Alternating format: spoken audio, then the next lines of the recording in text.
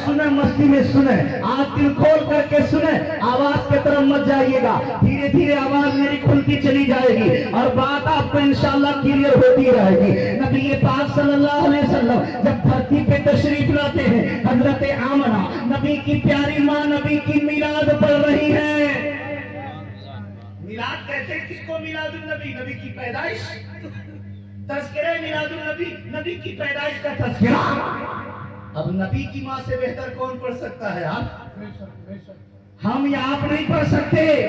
अब नबी की माँ नबी की मिलाद पढ़ रही है। नबी की माँ फरमाती है, जब मेरा बेटा दुनिया में आया तो आने का अंदाज निराला है, दुनिया में आने का अंदाज भी अजीब है। क्या अजीब है?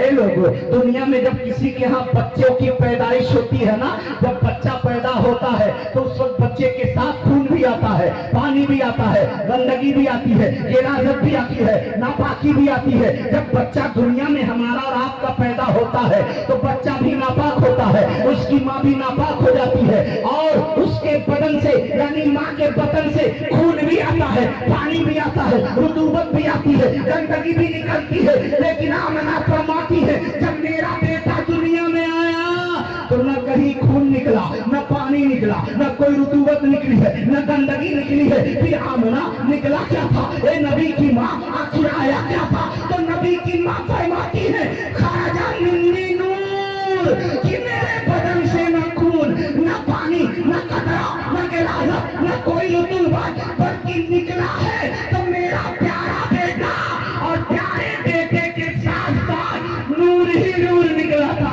रोशनी ही रोशनी निकली थी। और मुझे कह लेने दो, जो इंसान कहता है नबी हमारे जैसे, जो बंदा कहता है नबी हमारे जैसे, हम नबी के जैसे, तो मैं कहूँगा अरे नादान, जब पैदा होने में नबी के बराबर नहीं हो सकता तो पैदा होने के बाद नबी के बराबर कैसे हो सकता है? नारे तकबीर, नारे तकबीर, नारे रिसालत, नारे रिसालत। अब सुनिए, अब सुनिए, जब आमना रज़ी अल्लाह ताला अन्हा फरमाती है, मेरा बेटा दुनिया में आया, आने का अंदाज क्या था? आमना फरमाती, खरजा मिन्नी नूर, मेरे बदन से नूर ही नूर निकला। ठीक, नबी के बदन से नूर ही नूर निकला। फिर आमना फरमाती, मैंने देखा मेरा बेटा फौरन हालते सजदा में चला गया। हालते सजदा में हमारे नबी की पैदाइश का नहीं, बाप का नहीं, अपने खानदान का नहीं, नबी पैदा होते ही सर को सजदे में रख दिए और सजदे में जाने के बाद यही कह रहे हैं, रब्बे हबली उम्मती, रब्बे हबली उम्मती, हे अल्लाह मेरी उम्मत मुझे दे, हे अल्लाह मेरी उम्मत मुझे दे। इसीलिए तो शायर कहते हैं, बड़े अच्छे अंदाज में कहते हैं, क्या कहते हैं? रब्बे हबली उम्मती कहते हुए पैदा हुए, रब्बे हबली उम्मती कहते हुए पैदा हुए। रब ने फरमाया कि बख्शा अस्सलातो वस्सलाम, रब ने फरमाया कि बख्शा अस्सलातो वस्सलाम।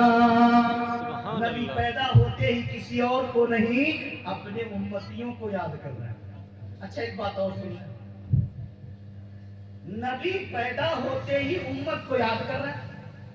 ठीक, अगर नबी को इल्मे गैब नहीं था, बात समझ रहे ना? अगर नबी को इल्मे गैब नहीं था तो पैदा होते ही कैसे जान गए कि मैं नबी हूं, मेरी उम्मत है? नबी को इल्मे गैब था तभी ना। आज बहुत से ऐसे मुसलमान है, नमाज रोजा सब करते हैं और कहते हैं नबी को इल्मे गैब नहीं था। फिर ऐसे नमाज ऐसे रोजे से कोई फायदा नहीं। जो नबी के इल्मे गैब का इनकार कर दे वो मुसलमान नहीं हो सकता। जो नबी के कुव्वत और पावर का इनकार कर दे, भले ही नमाज पढ़े, वो मुसलमान नहीं हो सकता। क्योंकि ईमान शर्त है और ईमान के शराइत से ये भी है कि नबी के पावर को माना जाए, नबी के कुव्वत को माना जाए, नबी के इल्मे गैब को माना जाए। क्योंकि अगर नबी के इल्मे गैब का इनकार कोई बंदा करता है تو آپ کا یا ہمارا کسی مولوی کا انکار نہیں کرتا، بلکہ وہ قرآن کا انکار کرتا ہے، کیونکہ قرآن میں اللہ نے فرمایا وَعَلَّمَكَ مَا لَمْ تَكُنْ تَعْلَمُ کہ مصطفیٰ آپ جو بھی نہیں جانتے تھے آپ کے رب نے آپ کو سب بتا دیا۔ تو جب رب نے سب بتا دیا، رب نے سب بتا دیا، تو ہم ترازو لے کے بیٹھیں گے کتنا دیا کتنا نہیں دیا؟ پاور اللہ کے پاس ہے، کیپیسٹی رسول اللہ کے پاس ہے۔ اب اس نے کتنا دیا، نبی نے کتنا دیا، یہ تو دینے والا رب جانے، لینے والا مصطفیٰ جانے۔ دینے والا رب جانے، لینے والے مصطفیٰ جانے۔ بس ہمارا عقیدہ یہ ہونا چاہیے رب نے سب دیا، مصطفیٰ نے سب لیا۔ رب نے سب دیا، مصطفیٰ نے سب لیا، بس ہمارا عقیدہ یہ ہونا چاہیے۔ اب نبی پیدا ہوتے ہی اپنے گنہگار امتیوں کو یاد کر رہے ہیں۔ اب اس نبی کی حالت کو دیکھیں، میرے آقا صلی اللہ علیہ وسلم ہے، ارے وہ تو نبی ہے، نبی ہے۔ قاری صاحب بیٹھے ان سے پوچھئے، نبی کا معنی ہی ہوتا ہے غیب کی خبر دینے والا۔ نبی کا معنی ہی ہوتا ہے غیب کی خبر، وہ تو نبی ہے، وہ نبی ہے۔ حضرت علی کو دیکھ لیں، وہ تو نبی ہے، نبی۔ حضرت علی کو دیکھ لیں، ایک بار حضرت علی رضی اللہ تعالیٰ عنہ اپنی خانقاہ اپنے گھر میں اپنے حجرے میں بیٹھے، حضرت عائشہ نے پوچھا یا رسول اللہ آپ تو معصوم ہیں، آپ اتنا کیوں روتے ہیں، آپ اتنا غمگین کیوں ہوتے ہیں؟ کبھی پہاڑوں میں روتے ہیں، کبھی جنگلوں میں روتے ہیں، کبھی بیابانوں میں جا کر حالت سجدہ میں روتے رہے، یا رسول اللہ راتوں میں آپ روتے رہتے ہیں، اتنا آنسو کس لیے بہاتے ہیں؟ تو نبی پاک نے فرمایا اے عائشہ میں اپنے لیے آنسو نہیں بہاتا، اے عائشہ میں اپنے ماں باپ کے لیے آنسو نہیں بہاتا، اے عائشہ اپنے خاندان کے لیے عائشہ آنسو نہیں بہاتا، بلکہ نبی فرماتے ہیں اگر نبی کی آنکھوں سے آنسو گرتے ہیں تو اپنے لیے نہیں، ماں باپ کے لیے نہیں، اولاد کے لیے نہیں، بلکہ نبی فرماتے ہیں اگر آنسو گرتے ہیں تو امت کے غم میں گرتے ہیں۔ ایک شاعر کہتے ہیں اچھے انداز میں، نبی رو رہے ہیں، راتوں رات آنسو بہا رہے ہیں، غم امت میں رو رہے ہیں، اور شاعر کہتے ہیں رات بھر غم میں روتے رہے مصطفیٰ، رات بھر غم میں روتے رہے مصطفیٰ، روتے رہے مصطفیٰ، اپنی امت کا جس دم خیال آ گیا، اپنی امت کا جس دم خیال آ گیا۔ اور ایک شاعر کہتے ہیں تمہارے ہی لیے تھا اے گنہگاروں سیاہکاروں، تمہارے ہی لیے تھا اے گنہگاروں سیاہکاروں، وہ شب بھر جاگنا اور رات بھر رونا محمد کا، وہ شب بھر جاگنا اور رات بھر رونا محمد کا۔ ہمارے نبی کی آنکھوں سے آنسو گر رہے ہیں، جب تک نبی ظاہری حیات میں رہے امت کے غم میں روتے رہے، ہمارے اور آپ کے لیے روتے رہے، اور جب ہمارے نبی کا وصال ہوا، جب ہمارے نبی پردہ فرما گئے اور نبی پاک صلی اللہ علیہ وسلم کو غسل حضرت علی نے دیا، کفن پہنایا گیا اور نبی پاک صلی اللہ علیہ وسلم کو حجرے میں رکھ دیا گیا۔ اور ایک بات آ گئی تو سن لیں، بڑی پیاری بات، ایمان تازہ ہو جائے گا۔ ہمارے ہاں کوئی مرتا ہے تو جنازے کی نماز ہوتی ہے کہ نہیں ہوتی ہے؟ لیکن جب نبی کا انتقال ہوا تو ان کے جنازے کی نماز ہوئی کہ نہیں ہوئی؟ پھر پڑھایا کون؟ اگر جنازے کی نماز ہوئی تو پڑھایا کون؟ اور نہیں ہوئی تو پھر ہوا کیا؟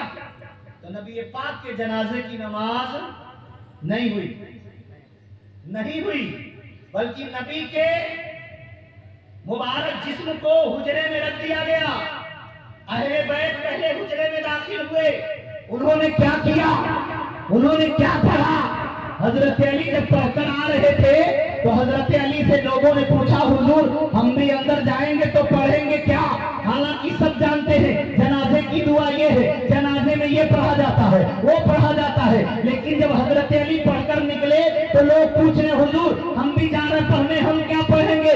حضرت علی نے کہا ان اللہ و ملائکتہ یصلون علی النبی یا ایھا الذین آمنوا صلوا علیہ وسلموا تسلیما، اے بندو پڑھو